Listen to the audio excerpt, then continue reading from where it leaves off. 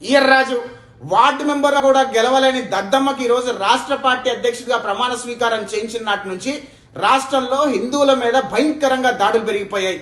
ఈ ఈర్రాజు అండ చూసుకొని 420 గాడు రాష్ట్రంలో హిందువుల మీద భయంకరమైన దాడులు చేస్తున్నారు.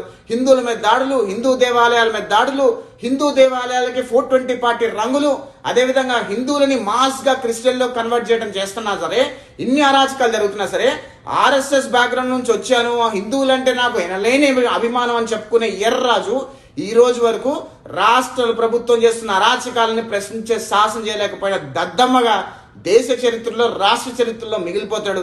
ఈయన గారు అండ చూసుకొని 420 గారు హిందువుల మీద భయంకరంగా దాడి చేస్తున్న సంగతి అందరికీ తెలుసు.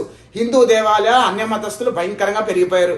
ఈ అన్యమతస్తులు పెరిగిపోవడం వల్లే మన రాష్ట్రానికి శని బట్టి హిందూ దేవాలయాల్లో పురాతన గా ఉన్న గజస్తంభాలు కూడా కూలిపోతున్నాయి. అంటే ఆఖరికి మొన్న కనకదుర్గమ్మ దేవాలయాల్లో కూడా కొండ చర్యలు ఇరుగుపడ్డాయి. అంటే ఎన్నో కొన్ని వందల ఏళ్ల సంవత్సరాల కొండ చర్యలు ఈ రోజు ఇరుగుపడ్డాయంటే దాని సంకేతం ఏంటో ఒకసారి ప్రజలందరూ ఆలోచన చేయాలి.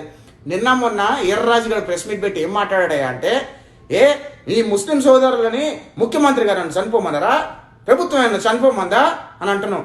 అరే నీకు అసలుకి ఏమన్నా బుద్ధి, సిగ్గు, శరం, లజ్జ, మానవత ఏమైనా ఉందా? అసలుకి నువ్వు ఏం మాట్లాడుతున్నావు నీకు అర్థమవుతుందా? మాట్లాడుతాను రాకపోతే స్క్రిప్ట్ రాసుకోరా, ఏం మాట్లాడతావు కూడా తెలీదు. అందుకనే ఒక వార్డు మెంబర్గా ప్రజలు ఓట్లేసి గెలిపిస్తే మనం ఎక్కడి నుంచి వచ్చామని తెలుస్తుంది. ఎవరో వేసిన ముష్టితో ఎమ్మెల్సీ అయ్యి మళ్ళీ ఎవరో వేసిన ముష్టితో నీ పార్టీకి అధ్యక్షుడయ్యావు కాబట్టి ప్రజల మనోభావాలు నీకు అర్థం కావు. అదేవిధంగా ఈరోజు ముస్లిం సోదరులకి వాళ్ళ ఆత్మాభిమానం దెబ్బతిందని చెప్పేసి ఒక కానిస్టేబుల్ వెళ్ళి వాళ్ళ ఇంట్లో వాళ్ళ ఆవిడ్ని, వాళ్ళ 10 ఏళ్ల వయసున్న కూతుర్ని రేప్ చేస్తామంటే ఎవడు బతుకుంటాడు? నీకు సిగ్గు, శరం, లజ్జామానతం లేదేమో. ఆత్మగౌరవం ఎవడైనా సరే ఇలాంటి మాటలు కానీ ఇలాంటి చేష్టలు కానీ ఎవడు భరించలేడు. నువ్వు ఆ ముస్లిం సోదరుల కుటుంబానికి సంతాపం తెలపాల్సింది పోయి ఎంత నీచాతినీచంగా మాట్లాడావో మన రాష్ట్ర సమాజం మొత్తం చూసింది. ఈరోజు నువ్వు రాష్ట్రంలో జరుగుతున్న అన్యాయాల్ని రాష్ట్ర ప్రభుత్వాన్ని ప్రశ్నించకుండా ప్రతిపక్ష పార్టీని ప్రశ్నిస్తున్నావంటే నీ అంత ఇమ్మెచ్యూర్డ్ రాజకీయ నాయకుడు బహుశా దేశ చరిత్రలో ఎవరూ చూసి ఉండకపోవచ్చు. ఒక రాష్ట్ర పార్టీ అధ్యక్షుడిగా నువ్వు రాష్ట్ర ప్రభుత్వం చేస్తున్న అరాచకాలను ప్రశ్నించాల్సిన అవసరం ఉంది. ప్రతిపక్ష పార్టీలను ప్రశ్నిస్తావేంటి? ప్రతిపక్ష పార్టీ నాయకుడు చంద్రబాబు నాయుడు ముఖ్యమంత్రా లేకపోతే 420 ముఖ్యమంత్రా? నువ్వు నీ మనసులో ఎవడు ముఖ్యమంత్రో క్లారిటీ చేయ. ఫస్ట్ రాష్ట్ర ప్రజలందరూ నీ చిల్లరేషాలు అన్ని గమనిస్తున్నారు. స్క్రిప్ట్ సరిగ్గా రాసుకో. ఎంతసేపు ప్రతిపక్ష పార్టీలను దూషించడం కాదు. రాష్ట్రంలో అరాచకాలు జరుగుతున్నాయి.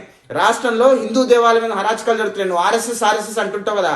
ఆర్ఎస్ఎస్ అంటే ఏంటి? హిందూ ధర్మాన్ని కాపాడటం.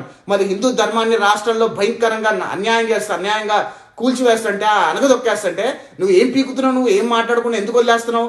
ఇదా నీ నాయకత్వం అంటే ఇదా? రాష్ట్ర ప్రజలందరూ ఒక్కసారి నువ్వు సెక్యూరిటీ తీసి పక్కకు వస్తే కనుక నీకు సరైన బుద్ధి చెప్తారు రా ఈర్రాజుగా.